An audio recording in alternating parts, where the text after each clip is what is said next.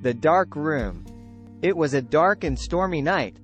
Sarah was home alone, and the power had gone out. She lit a candle and tried to read a book, but she couldn't shake the feeling that someone was watching her. She got up to check the windows and doors, making sure they were locked, but everything seemed fine. She went back to her book, but the feeling persisted. Then she heard a noise, a soft rustling coming from the other side of the room. She turned towards the sound, but couldn't see anything in the darkness. She called out, "Who's there?" But there was no response. She approached the area where the sound came from, and suddenly her candle went out. She was plunged into complete darkness. She tried to relight the candle, but it wouldn't catch. Then she felt something brush against her arm. She screamed and stumbled backwards, tripping over a chair and falling to the ground.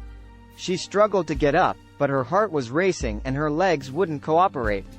Finally, she managed to get back on her feet, and she felt her way to the door. She tried to turn the handle, but it wouldn't budge. She was trapped. She heard footsteps coming towards her, slow and deliberate. She started to panic, but then she realized that the footsteps were too light to be human. They sounded more like the footsteps of a small animal. She listened carefully, and heard a soft meowing sound. It was her cat, Fluffy, who had been hiding in the dark room the whole time. Relieved, Sarah laughed at herself for being so scared.